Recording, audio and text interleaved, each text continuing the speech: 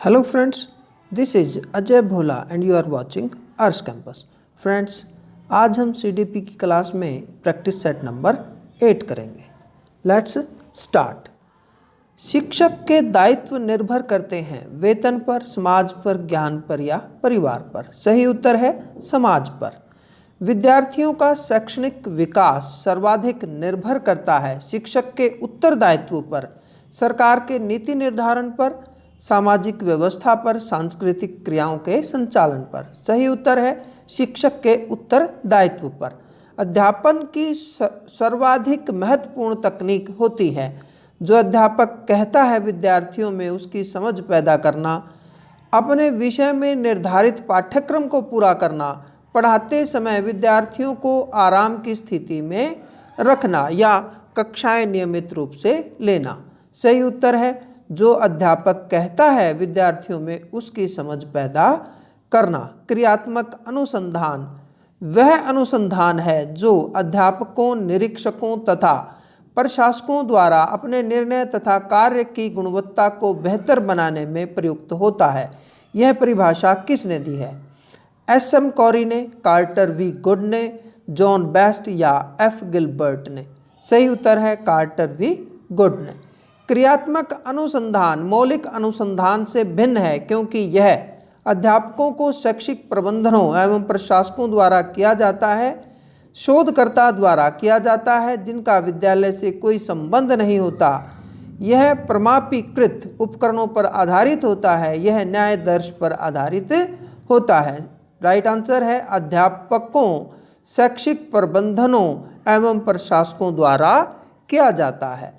क्रियात्मक अनुसंधान में क्रियात्मक उपकल्पनाओं का निर्माण समस्याओं के कारणों पर आधारित होता है। क्रियात्मक उपकल्पनाओं का निर्माण किसी उपयुक्त विवेक पर आधारित होता है।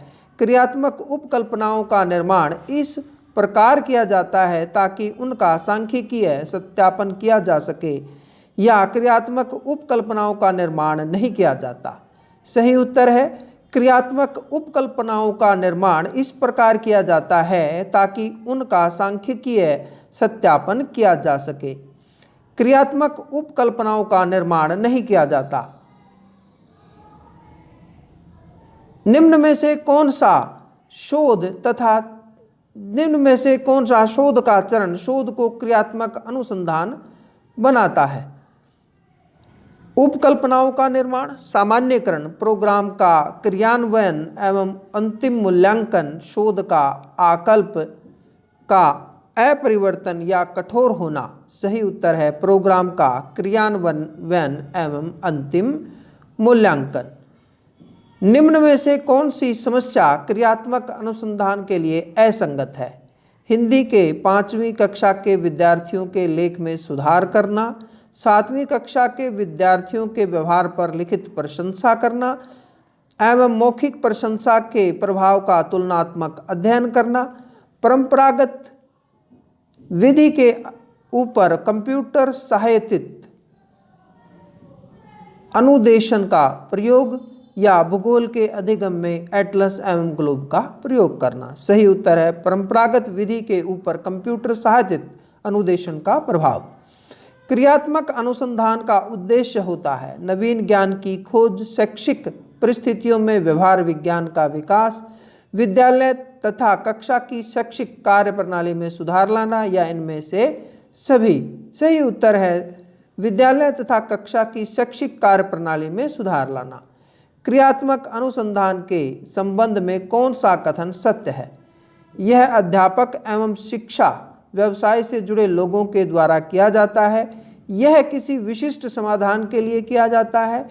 व्यापक स्तर पर निर्णय लेने के लिए सूचना संकलन का कार्य इसमें किया जाता है, या स्थानीय स्तर पर रोजमर्रा की समस्याओं के समाधान के लिए क्रियात्मक अनुसंधान किया जाता है। तो इसका सही उत्तर है व्यापक स्तर पर निर्णय लेने के लिए सूचना संकलन का कार्य इसमें किया जाता है।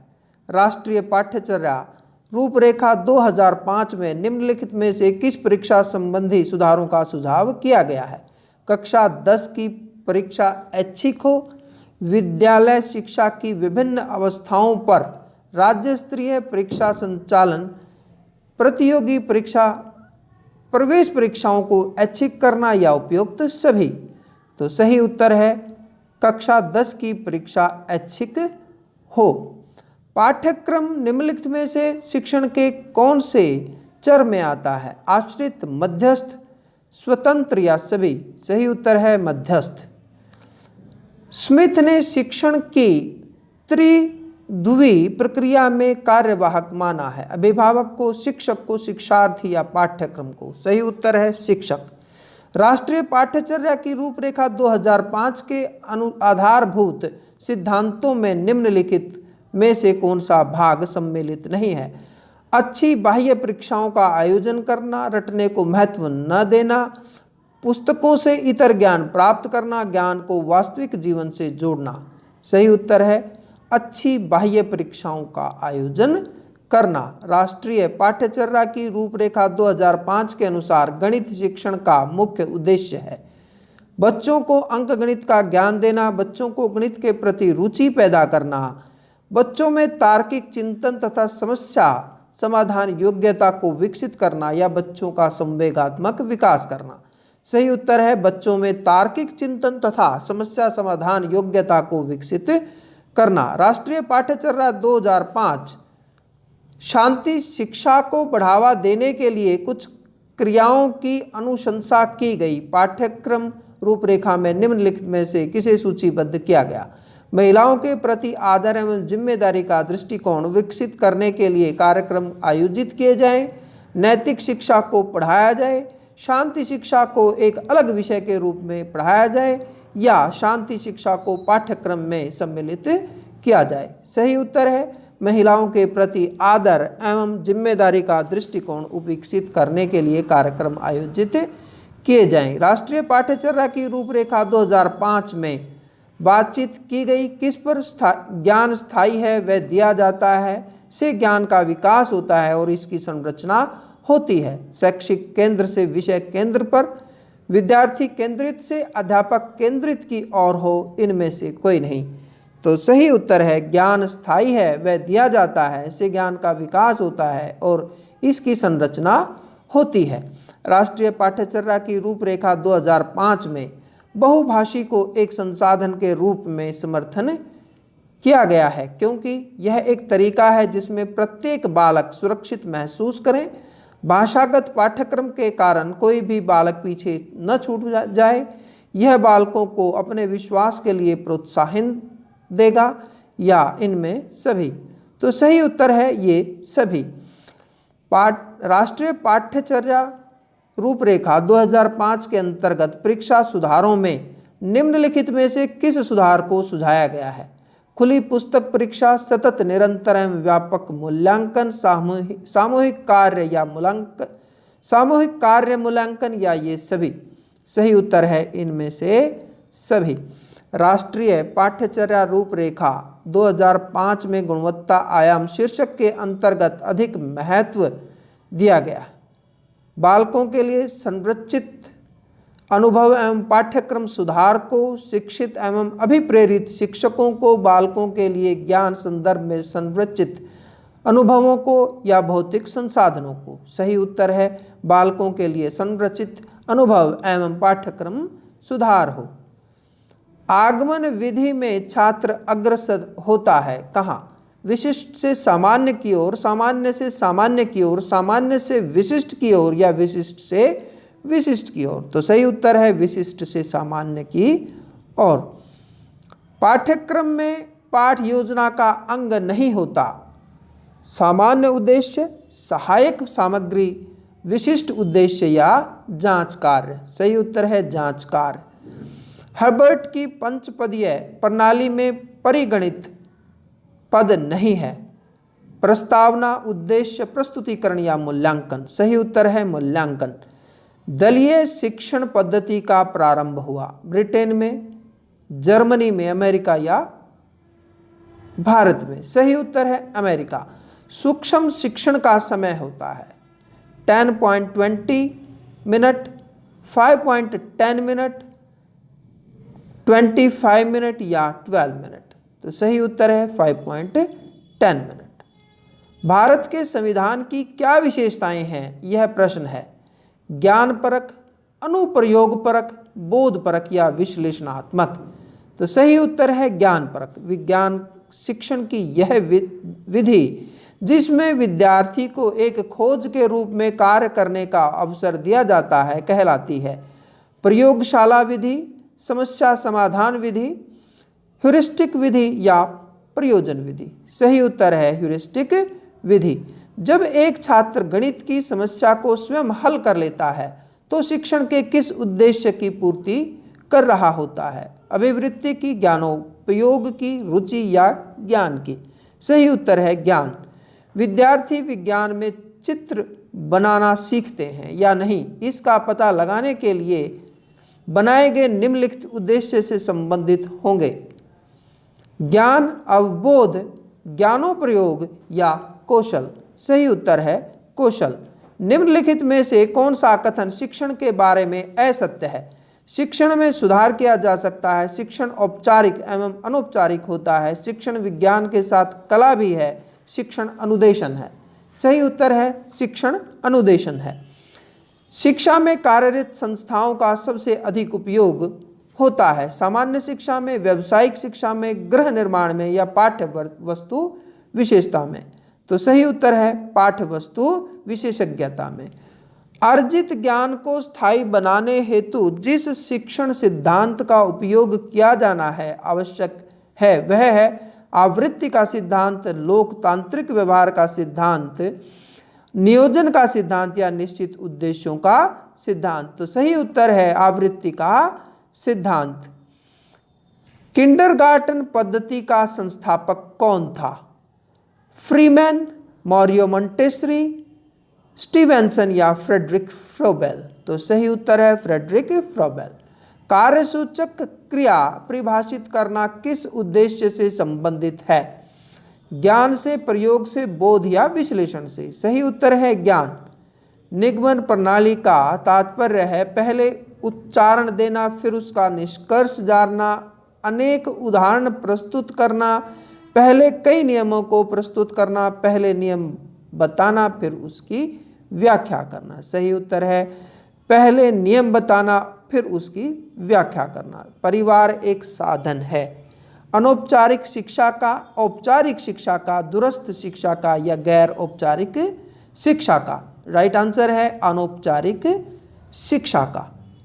व्यक्तिगत विभिन्नताओं को ध्यान में रखते हुए विद्यार्थियों के शिक्षण के लिए परियोजना पद्धति के निर्माता थे थॉर्नडाइक, पाकहर्स्ट, किलपैट्रिक या वॉटसन? सही उत्तर है किलपैट्रिक। मानसिक विप्लव करने के लिए आप क्या करेंगे? भाषण देंगे, अनुकरण करेंगे, मानसिक उद्वेलन करेंगे या पाठ्य पुस्तक पढ़ाना? तो सही उत्तर है मानसिक उद्वेलन करेंगे। राष्ट्रीय सामाजिक अध्ययन शिक्षण का राष्ट्रीय पाठ्यक्रम बनाया गया 2003 में, 2004 में, 2005 में या 2006 में? सही उत्तर है 2005 में। भारत में सामाजिक विज्ञान पढ़ाने के लिए पाठ्य योजना किस आधार पर बनती है? हर्बर्ट पंचपदीय प्रणाली, मॉरिसन प्रणाली, रूसो प्रणाली या डीवी प्रणाली? सही उत्तर है हर्बर्ट की पंचपदीय प्रणाली। शिक्षक को रोचक तथा सार्थक बनाने के लिए सबसे महत्वपूर्ण है। शिक्षण को रोचक तथा सार्थक बनाने के लिए सबसे अधिक महत्वपूर्ण होता है चार्ट, कंप्यूटर, पाठ्यपुस्तक या श्रव्य दृश्य सामग्री? तो सही उत्तर है श्रव्य दृश्य सामग्री, ऑडियो विजुअल एड्स। अध्यापक के व्यावसायिक उन्नयन के लिए उपयोगी है औपचारिक शिक्षा, पत्राचार, निरौपचारिक शिक्षा या अच्छे वस्त्र? तो सही उत्तर है निरौपचारिक शिक्षा। शिक्षण में पढ़ाते समय सबसे पहले क्या बनाया जाता है? वार्षिक योजना, दैनिक पाठ योजना, प्रतिमान या इकाई योजना? सही उत्तर है इकाई योजना। प्रस्तावना, प्रस्तुतिकरण, तुलना और संबंध, सामान्यकरण और प्रयोग सोपान है। ब्लूम, उपागम, मॉरिसन, हर्बर्ट या ग्लोब्रियन ने? तो ऐसा हर्बर्ट ने कहा। सतत एवं व्यापक मूल्यांकन का प्रमुख उद्देश्य होता है। गुणात्मक, निदानात्मक, परिणामात्मक या इनमें से सभी, तो ये सभी होते हैं। योजना विधि के मुख्य सोपान है आंकड़ों का संकलन, समस्या की पहचान, निष्कर्ष या समाधान। समस्या की पहचान, आंकड़ों का संकलन, निष्कर्ष और समाधान। आंकड़ों का संकलन, निष्कर्ष, समस्या की पहचान या समाधान। समस्या की पहचान, निष्कर्ष, आंकड़ों का संकलन या समाधान। तो सही उत्तर है, सबसे पहले तो हमें समस्या का ही पता होना चाहिए। समस्या की पहचान, आंकड़ों का संकलन, निष्कर्ष और समाधान। प्राथमिक स्तर पर पर्यावरण अध्ययन के लिए कौन सी विधि प्रभावशाली है? योजना विधि, व्याख्यान विधि, वाद विवाद या कहानी विधि। सही उत्तर है कहानी विधि। ज्ञानात्मक पक्ष का अंतिम स्तर क्या है? विश्लेषण, मूल्यांकन, संश्लेषण या ज्ञान। तो सबसे अंतिम स्तर होता है मूल्यांकन। शिक्षण प्रक्रिया में किसे आश्रित चर कहा जाता है? शिक्षक, पाठ्यक्रम सहायक या छात्र। तो आश्रित चर जो है वो छात्र होता है। डाल्टन शिक्षण विधि का विकास किसने करा? फ्रॉबेल ने, W.H. किलपैट्रिक ने, मिस हेलन पार्कहर्स्ट ने या डाल्टन ने? तो सही उत्तर है हेलन पार्कहर्स्ट ने। आधुनिक शिक्षण अधिगम प्रक्रिया में शिक्षक की भूमिका होती है सीखने हेतु एक अच्छे सुलभकर्ता की, बच्चों को गणित, विज्ञान और भाषा सिखाने में, बच्चों को मूल्यांकन आधारित शिक्षा देने की या बच्चों को सभी कुछ पढ़ाने की। सही उत्तर है सीखने हेतु एक अच्छे सुलभकर्ता की।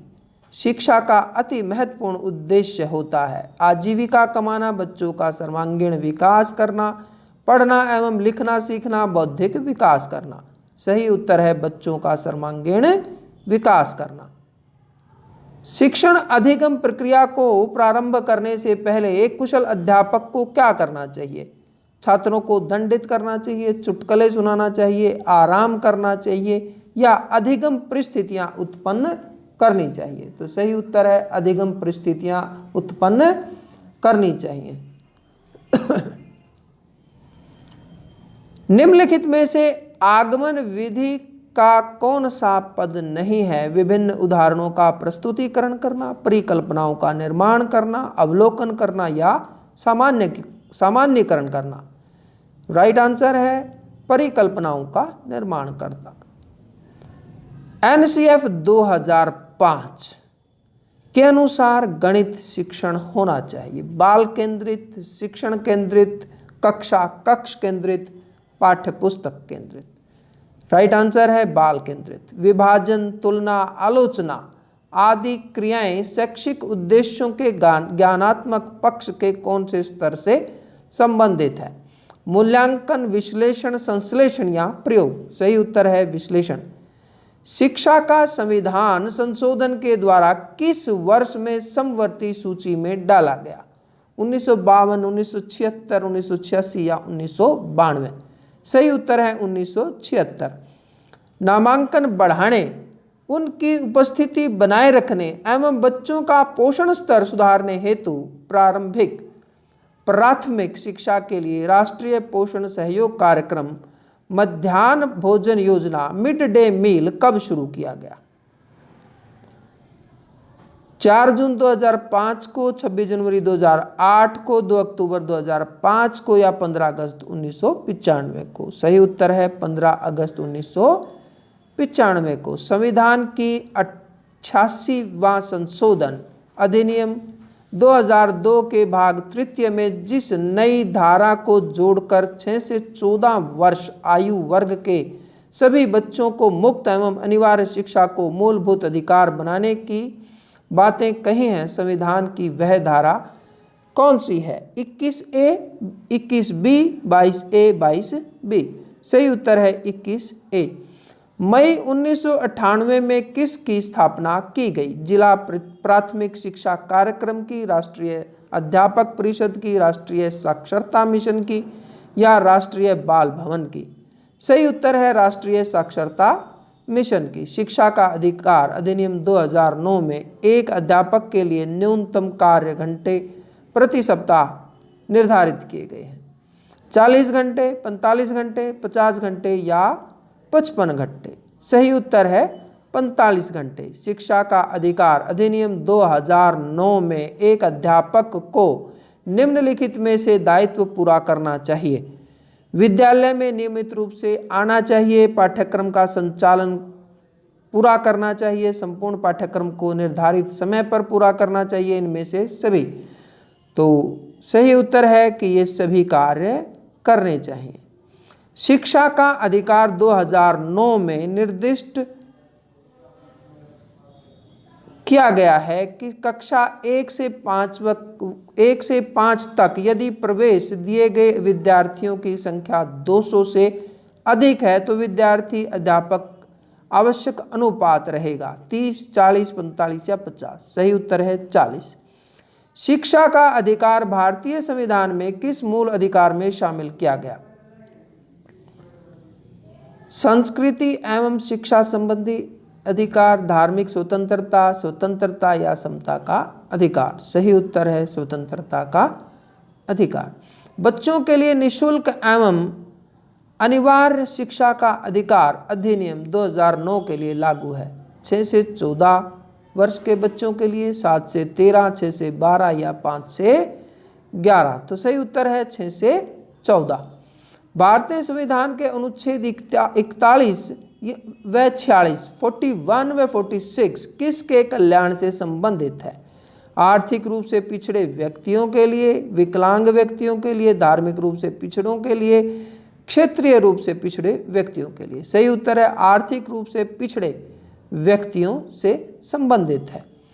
6 से 14 वर्ष के सभी बच्चों को मुफ्त एवं अनिवार्य शिक्षा अधिनियम शिक्षा का अधिनियम 2009 कब से लागू हुआ? 1 अप्रैल 2010 से, अगस्त 9 से, मार्च 10 से या जुलाई 2009 से। सही उत्तर है 1 अप्रैल 2010 से। भारत के संविधान में किसके लिए निःशुल्क अनिवार्य शिक्षा है? सभी छात्रों के लिए, 14 वर्ष तक सभी बच्चों के लिए, सभी छात्रों व प्रौढ़ों के लिए, सभी नागरिकों के लिए। सही उत्तर है 14 वर्ष तक सभी बच्चों के लिए। प्राथमिक स्तर पर न्यूनतम कार्य दिवस है 200, 220, 1000 या 800। सही उत्तर है 200। प्राथमिक स्तर पर शैक्षणिक घंटे निर्धारित होते हैं 800, 1000, 1100 या 700। सही उत्तर है 800। निजी स्कूलों में गरीब बच्चों के लिए सीटें आरक्षित हैं 25, 40, 30 या 45। सही उत्तर है 25%। सतत एवं व्यापक मूल्यांकन की एक तकनीक होती है सतत मूल्यांकन, अर्धवार्षिक इकाई मूल्यांकन या निदानात्मक मूल्यांकन। सही उत्तर है निदानात्मक मूल्यांकन। एक अच्छे परीक्षण की कौन सी विशेषता नहीं है? विश्वसनीयता, उत्तीर्ण करना, वैधता या वस्तुनिष्ठता। सही उत्तर है उत्तीर्ण करना। छात्रों में रटने की प्रवृत्ति को रोकने हेतु किसे प्रश्न पूछने चाहिए? वस्तुनिष्ठ, दीर्घ उत्तरीय, लघु उत्तरीय या निबंधात्मक। सही उत्तर है वस्तुनिष्ठ। उपचारात्मक शिक्षण की सफलता निर्भर करती है समय व अवधि पर, समस्याओं के कारणों की सही पहचान पर, उपचारात्मक शिक्षण सामग्री पर या भाषिक नियमों के ज्ञान पर। सही उत्तर है समस्याओं के कारणों की सही पहचान पर।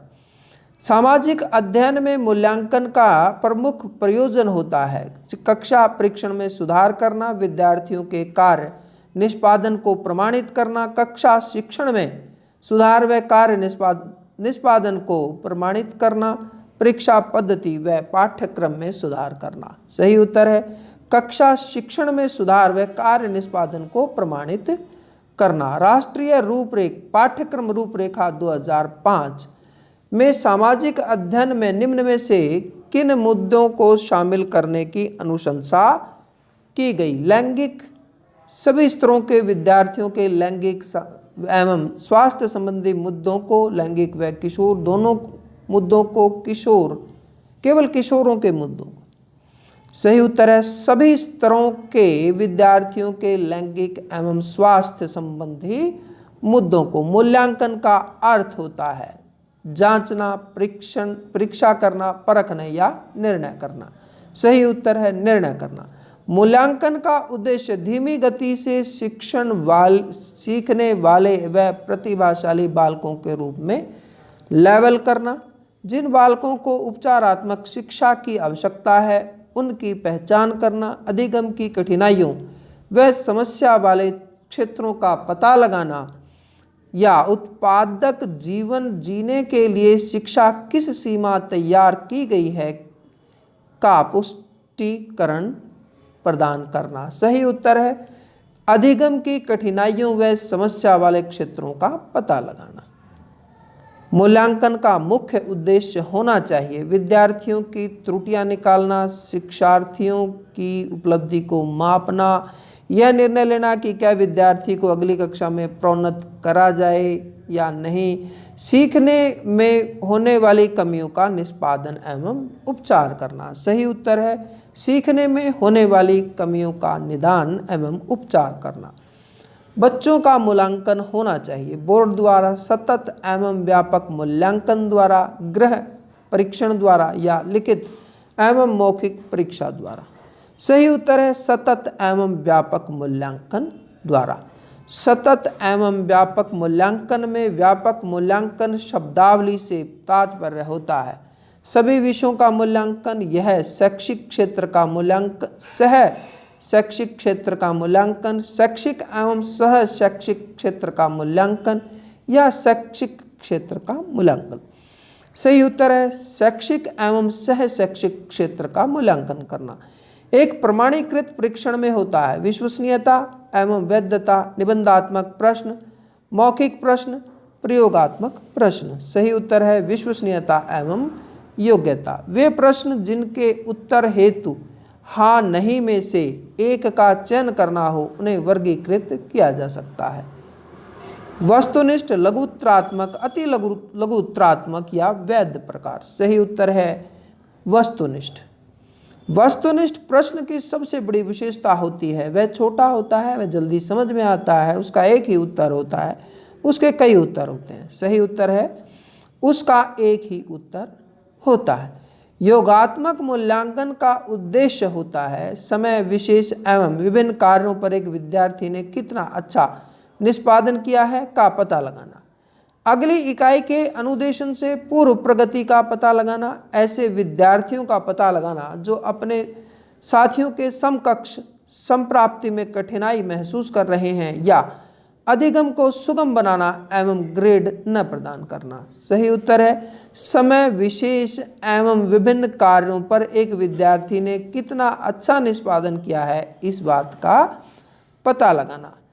निर्माणात्मक मूल्यांकन का उद्देश्य है प्रगति पर गौर करना एवं उपचारात्मक अनुदेशन की योजना बनाना, विद्यार्थियों की समझ का पता लगाना, अध्यापक के उद्देश्यों की पूर्ति का पता लगाना या ग्रेड्स प्रदान करना। सही उत्तर है प्रगति पर गौर करना एवं उपचारात्मक अनुदेशन की योजना बनाना। मूल्यांकन किया जाना चाहिए। मूल्यांकन से बच्चे बढ़ेंगे, पता लगता है कि बच्चे की उपलब्धि का स्तर क्या है।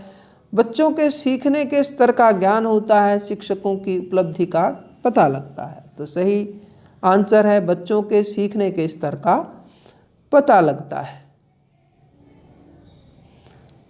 तो फ्रेंड्स आज हमने प्रैक्टिस सेट नंबर 8 में CDP के बाल शिक्षा मनोविज्ञान के मल्टीपल चॉइस क्वेश्चंस की प्रैक्टिस करी। तो फ्रेंड्स अब तक हमने लगभग 500 से प्लस प्रश्नों के मल्टीपल चॉइस क्वेश्चंस की प्रैक्टिस करी। उम्मीद है कि आपके लिए ये सब बहुत लाभदायक रहेंगे। इसके बाद फिर हम चैप्टर वाइज डिटेल में पढ़ाने के लिए CDP बाल विकास एवं मनोविज्ञान को पढ़ाने के लिए फिर उपस्थित होंगे। तो उम्मीद है कि आप ये 500 प्लस क्वेश्चंस की द्वारा प्रैक्टिस करेंगे और आप इनका लाभ उठाएंगे। Thank you so much. जय हिंद।